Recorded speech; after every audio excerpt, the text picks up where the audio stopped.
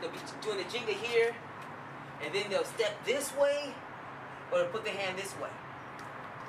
This is a mistake. This is what happens when you're not training for people who will actually hit you. Because when you're going here, if he starts to run out and you start trying to defend it, he'll shift to a front kick, bang, and you're done. First, we don't do this. We don't hang our face out the jingas like this. We don't do that. We use the fighting, we do the fighting exactly. If your face out here like this, you get hit.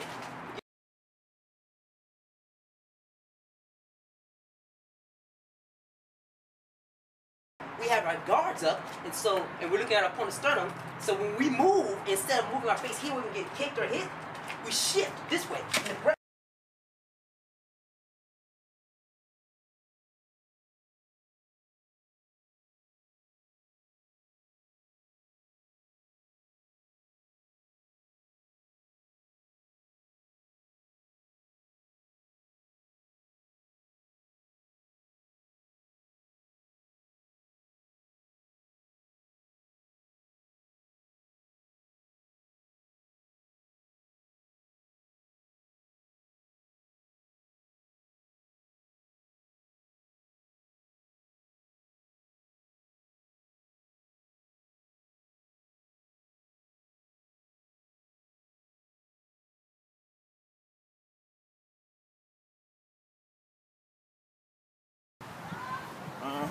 Cartridge flip it, fool. Cartridge flip it.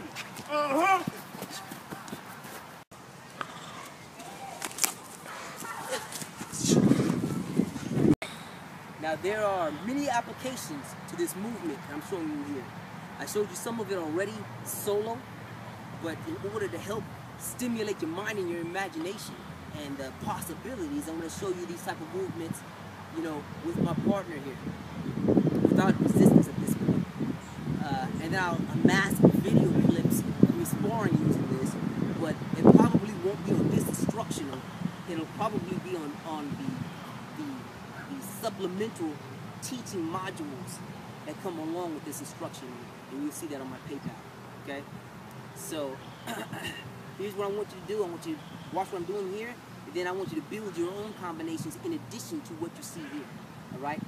Alright, Agayu mountain slope. One of the common applications of it, you know, is, alright, you want to faking and fainting. It's right in here. Then as soon as you land here, you shift immediately into the Agayu mountain slope. Now, I'm going to turn, because the camera's there, I'm actually going to cut this way first so you can see it. I usually cut immediately to the back because the weapons are in the front, you know. So, but because the camera's where it is, I'm going to go to the front first so you can see what I'm talking about, right? So, you're going to fake your, you know, then as this hand lands, foot lands, you're going to immediately shift. Remember this position here, you're going to immediately shift here. You're going to use it combatively. Watch the difference of what it does combatively, all right? You'll hear fake, kick here, I'm not going to hurt you know, right? You see the difference when you actually hit the joint? Here, you strike, boom, you force the manipulation, all right? You force it, he got to go. Even if he doesn't go, check the kick. Watch what happens when he checks the kick, all right? You go here, you fake, you check the kick, you force the movement you want. He still has to go where you want him to go, okay? That's what you want, okay? That's what sets up the space for you to actually execute the next movement, which is your committed attack, all right? Here, you fake, you check here, then bam, his foot comes down. You pivot, this hand shoots across so you don't get hit. Check here, shoots across, this hand, rear hand, we're doing this hand is in his back, it's in his back area, it's wrapping this way, forcing him to go to where you want to. So after you go here, bam, drive here, the form block, roll across, shoot here, bam, it forces him to go down. You see that takedown? He must go. He doesn't have a choice about the matter. Now, the interesting thing is, when you take him down like this, you're in a position to continue your momentum while he's prone and more vulnerable to your attacks. So, you'll be here, okay? You fake it, explode in, boom, shoot down. Now use your forearm here. Remember, this is a half power frame. You're transitioning from the Agayu mountain pose into the mountain slope. All right. So you're dropping down here, hands between your face, driving through here, breathe so he can't hit you. All right. That forces him to miss the punch. He's trying to hit you, and you can see that forces him to go back, which takes his right arm out of play. All right. This hand wrapped around, keeping him down. And as he's going down, wrap and hook the ankle, so he doesn't have a choice. He can't put you in the guard. Okay, so you want to fake him here, strike him here, try to collapse his leg to prevent him from being able to hit you in the guard.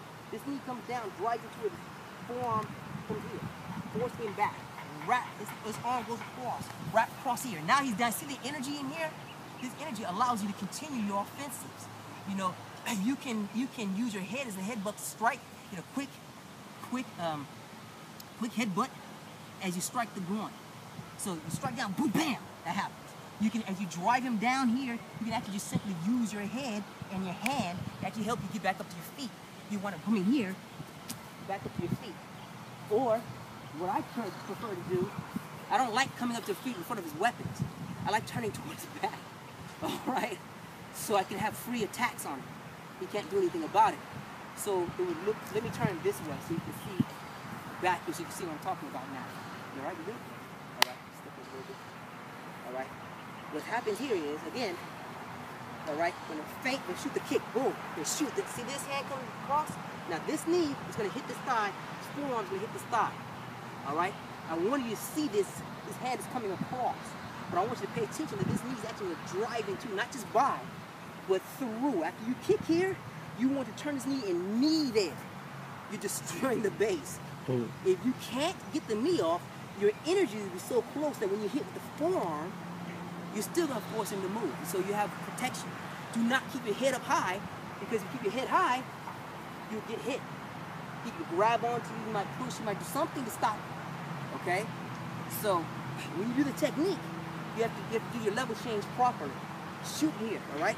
Shoot here, kick, boom. When you come down here, see the level change, how I'm low, how my knee strikes into his, how this hand shoots across and this hand goes to the back.